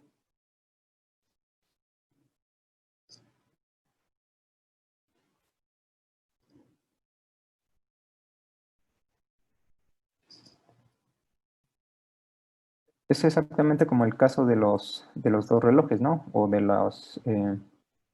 esto. En este caso, nuestro tic-tac era la luz cuando sube y baja. Y la relación entre ese tic-tac en el sistema en movimiento, lo que mide la persona es este tau 0, dentro del sistema, y el tau medido por la persona afuera está relacionada con este tau 0 por el factor de gamma, que es tau es igual a gamma por tau 0. Entonces, si nosotros ya conocemos este intervalo de tiempo entre el tic-tac, es decir, entre que sube y baja, tau 0, entonces si multiplicamos ese tau 0 por este factor de Lorentz, nos va a dar ese tic-tac, pero medido por esta persona, por la persona que está en tierra. Es exactamente lo que tenemos aquí. En este caso, el tic-tac ya no es ese reloj de luz, sino es este péndulo, tic-tac. Entonces ya conocemos ese tau 0, el tiempo que le toma hacer un periodo completo. Y va a estar relacionado con el tic-tac de esta persona, con el tau, con el factor de Lorentz. Ese tau simplemente va a ser gamma por tau 0. Y gamma pues es directo, es 1 entre 1 menos b cuadrada entre c cuadrada, raíz por tau 0. Otra vez tau 0 es este periodo de tiempo, 3 segundos. Entonces esto nos va a quedar 3 segundos entre 1 menos v cuadrada es la velocidad relativa entre los sistemas, que es 0.96. 0.96 veces c al cuadrado entre c cuadrado raíz. Entonces, simplemente se nos van aquí la c cuadrada con esta c cuadrada y nos queda 3 segundos entre 0.28. Y esto es 10.7 segundos. Entonces, aquí, ese tiempo, el tiempo que le toma al péndulo visto por esta persona son 3 segundos. Visto por esta persona que está aquí, ese tiempo son 10.7 segundos. Entonces, aquí transcurrió más tiempo. Bueno, visto por esta persona, este periodo de ir y venir le toma 10 segundos respecto al tiempo que mide esta persona que está dentro del sistema del péndulo, que son solamente 3 segundos, es 3 veces, ¿no? Entonces, por ejemplo, en este caso, si tenemos aquí un evento en este sistema de referencia, y a ese evento le toma 3 años. Ocurre un evento y la duración de ese evento son 3 años. Para esta persona, ¿cuánto tiempo transcurrió? Aproximadamente 9 años. ¿No? Sí. ¿Por qué? Bueno, el periodo en el sistema, bueno, adentro del sistema que se está moviendo es 3 segundos, ¿no? Bueno, tau sub 0, más o menos ese es el tau normal, es más o menos 3 veces ese valor. Sí. Sí, o entonces, pues alrededor de 10 años, ¿no? 9 ya. Sí. Entonces, un evento que ocurre en este sistema en movimiento, una nave o lo que sea, algo ocurre y eso que ocurre dura 3 años. Para esta persona que está en el sistema fijo, el tiempo que transcurrió fueron 10 años, más o menos, alrededor. Entonces, aquí el tiempo otra vez transcurre lento, ¿no? O sea, se ve que transcurre lento respecto a un sistema fijo. Bueno, el chiste aquí es identificar estos, ¿no? ¿Quién es el tau 0 o quién es tau? Y bueno, ya el factor de Lorentz aparece directo porque solamente necesitamos la velocidad relativa de los dos sistemas. Entonces, tau 0 es el tiempo que le toma a ese evento visto desde el sistema de referencia de ese evento. Y este es el sistema externo. Entonces, vamos a ver otro ejemplo. Profe, yo tengo una duda de ese. Al sacar el factor gamma en 3 entre 1 menos 0.96 al cuadrado y la raíz de eso, saldría la raíz de 0.04, que es 0.2, y por qué puso 0.8. ¿Lo estás sacando de una tablita o por qué? Porque si tomamos 0.2, serían 15 segundos, no 10.2 minutos. ¿De dónde? ¿De aquí? Ajá. Es, el factor gamma es 1 menos b cuadrada y b es 0.96, ¿no?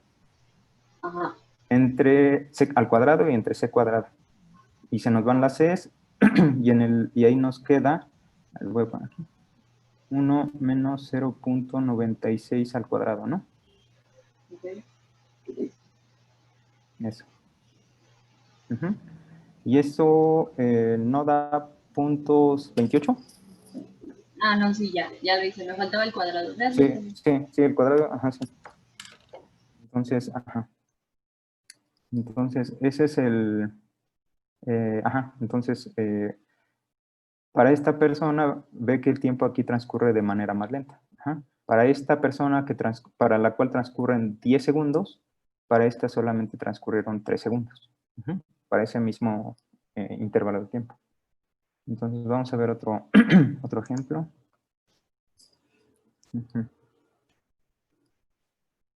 Entonces, tienen un automóvil. Bueno, vamos a ver qué pasa con esta dilatación temporal para casos más o menos comunes.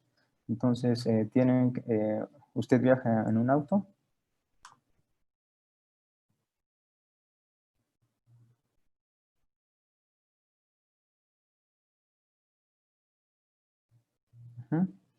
A 30 metros por segundo. Que son alrededor de 108 kilómetros por hora.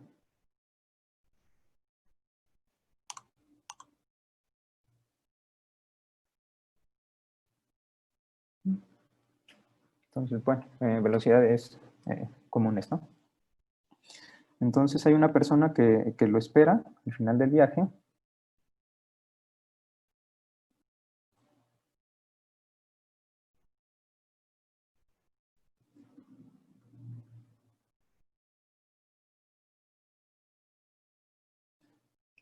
Considera o calcula que el viaje dura 5 horas. Entonces, cuando usted llega tarde,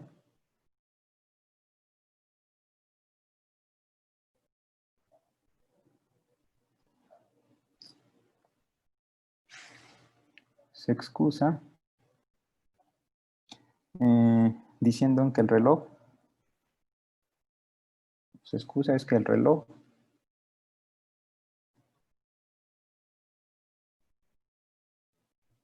de su automóvil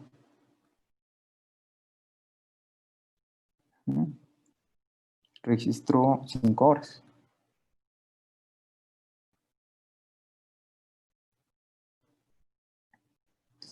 Pero como iba rápido,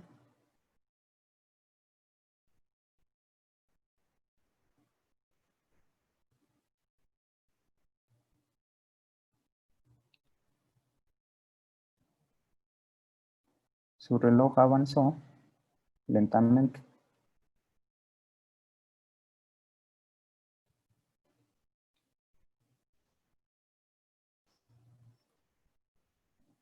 Que el reloj de la persona que lo esperaba.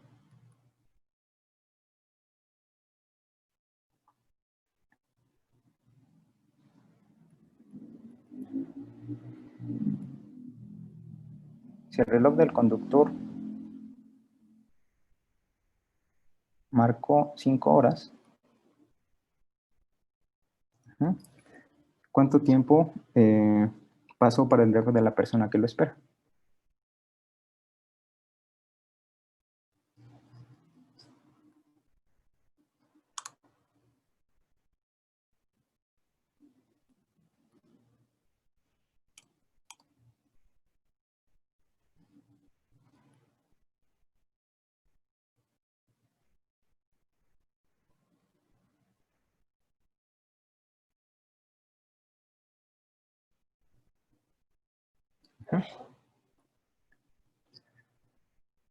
Entonces,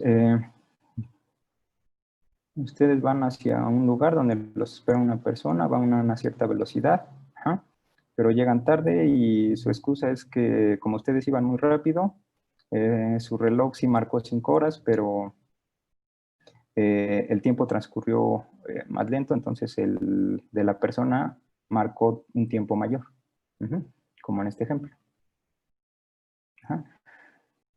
Si este fuera la persona que va en el auto, para esta persona transcurren 3 segundos, para una persona que está quieta, ya transcurrieron 10 segundos. Entonces, si ahora en lugar de ser una nave o algo que se mueve a velocidad, en este caso de 0.96, consideramos el caso normal de un auto que se mueve a 108 kilómetros por hora, ¿cuánto tiempo va a haber la persona que transcurrió realmente aquí afuera, la persona que está fija en tierra?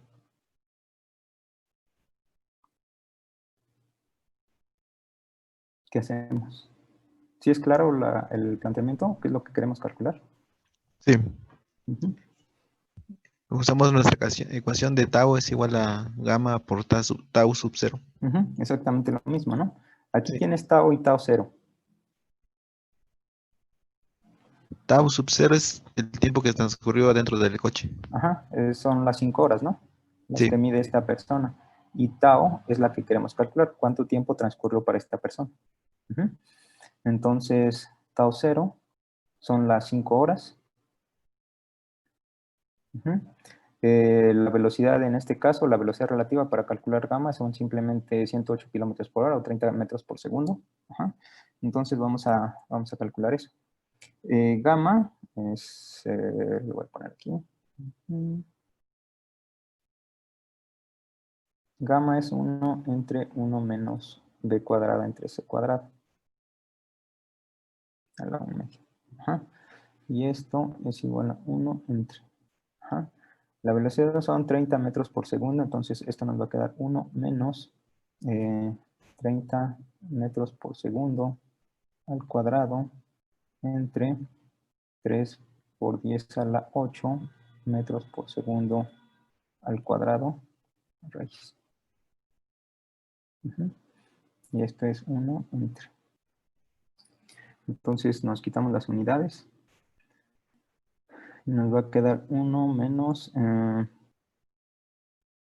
30 o 3 por 10 a la 1 entre 3 por 10 a la 8. Todo esto al cuadrado. Raíz.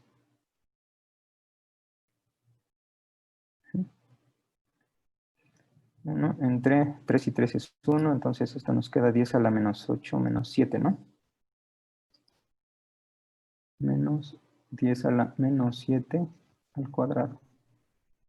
Raíz. Y esto es 1 entre 1 menos 10 a la menos 14.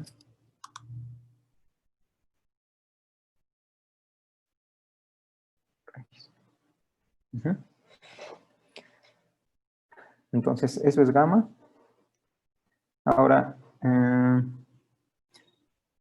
esta precisión es muy, muy pequeña. Entonces, si lo quieren calcular con una calculadora, les va a dar prácticamente 1.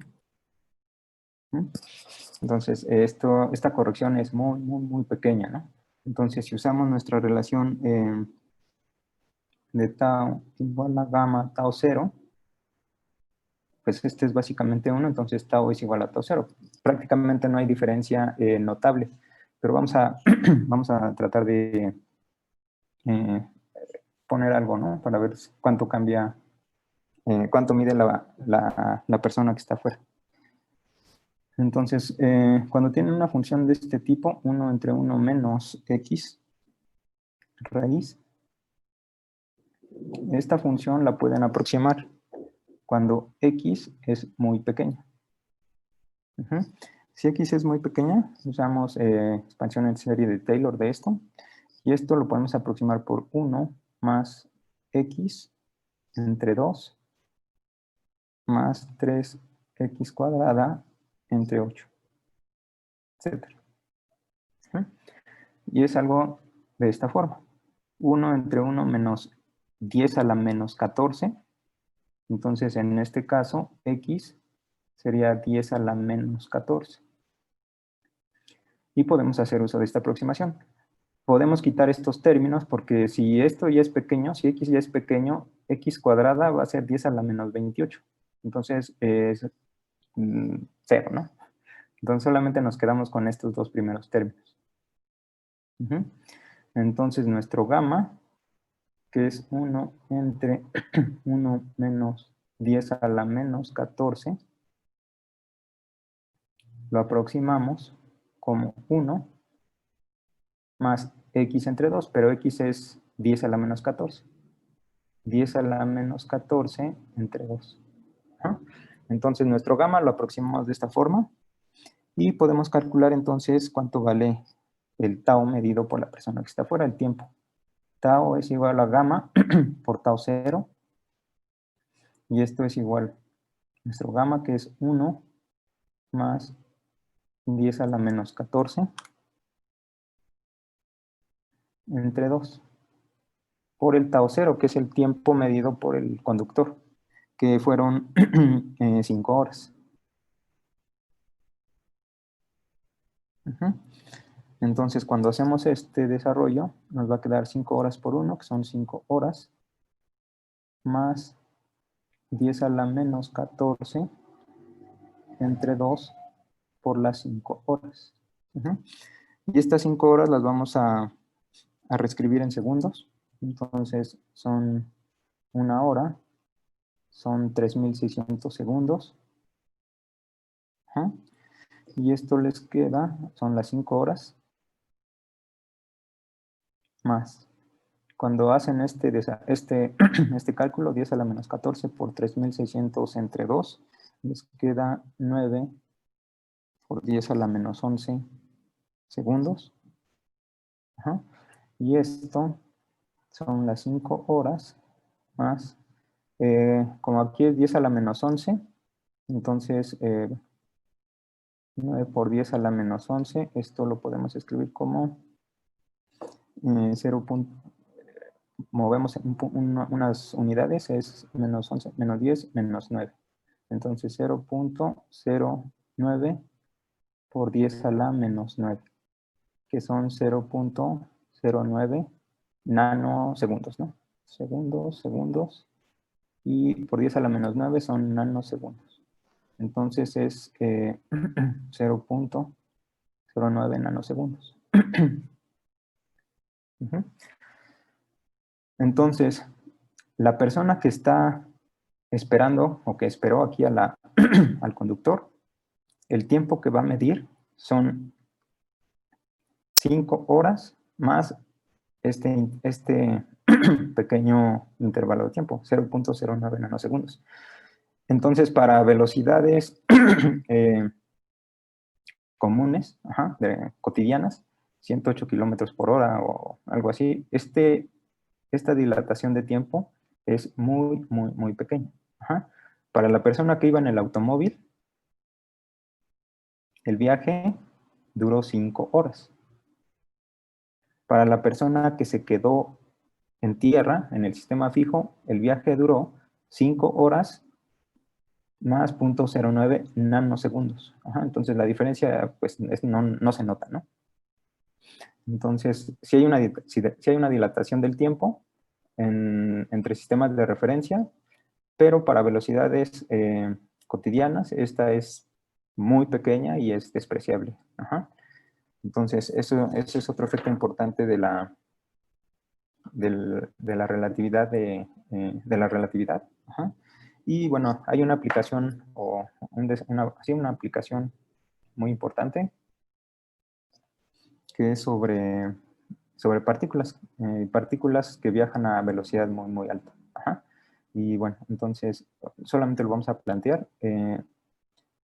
Fuera de la atmósfera terrestre, en el espacio exterior, hay partículas que viajan muy rápido, ya sea luz con alta energía, que pueden ser rayos X o rayos gamma, pero también tenemos electrones, protones, iones, átomos, y a todas estas partículas se les conoce como rayos cósmicos.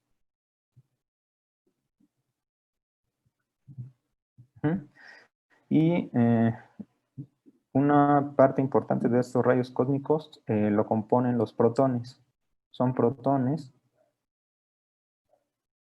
pero de alta energía, viajan muy rápido. Entonces, pues viajan muy rápido cuando se desplazan en el universo. Pero ¿qué pasa cuando llegan a la Tierra? Hay algunos de estos que llegan a la Tierra. Y bueno, la Tierra no está vacía, tiene una atmósfera. Entonces, cuando estos protones de alta energía llegan a la Tierra, aquí tenemos atmósfera y la atmósfera son básicamente moléculas, átomos, ¿no? Entonces, estas partículas interaccionan con estos elementos de la atmósfera, protones, moléculas, y en general producen colisiones de alta energía. Entonces, chocan con las moléculas que están ahí y las descomponen, ¿no? Y aquí se producen partículas fundamentales. Una de ellas son los piones, pi más, pi menos, pero estas partículas viven muy poco. Solamente aparecen, están ahí un tiempo muy corto y desaparecen. Pero cuando desaparecen se descomponen en otras partículas que se llaman mones. Y estos también viven muy poco. Entonces, cuando se producen estos mones, viajan hacia la Tierra, hacia acá. Ahora, como estas partículas viven muy poco, se desintegran y desaparecen. Y ese tiempo se conoce y se conoce bastante bien. Y se llama tiempo de vida media. Entonces, el tiempo es tan pequeño que a estas partículas ese tiempo durante el cual están presentes no es suficiente para que lleguen a la Tierra. Se descomponen antes. Llegan aquí y desaparecen. Entonces se descomponen, aparecen, llegan aquí, desaparecen y desaparecen. Pero hay algunos que sí pueden viajar un poco más, por estadística, llegan aquí. Entonces aquí en Tierra, pues se sabe que se tienen que detectar, porque algunos tendrían que llegar. Pero resulta que los que se detectan, los que se miden experimentalmente, son muchísimo mayor, se detectan mucho más de los que deberían. Entonces, esta fue una pregunta importante. ¿Qué es lo que está pasando? ¿Por qué estamos detectando aquí mucho más de estas partículas que la que deberían? Porque viven tan poquito que no podrían llegar a donde estamos detectándolos. Algunos sí, pero no todos. Entonces, están llegando muchísimos más de los que deberían. Entonces, esto fue una prueba importante de la dilatación del tiempo. Lo que pasa es que de aquí tenemos, estas partículas viajan muy rápido, casi a la velocidad de la luz. Entonces hay una dilatación del tiempo y eso explicaría por qué llegan más aquí de las que deberían. Pero eso lo vamos a desarrollar el lunes. ¿Sí? Sí.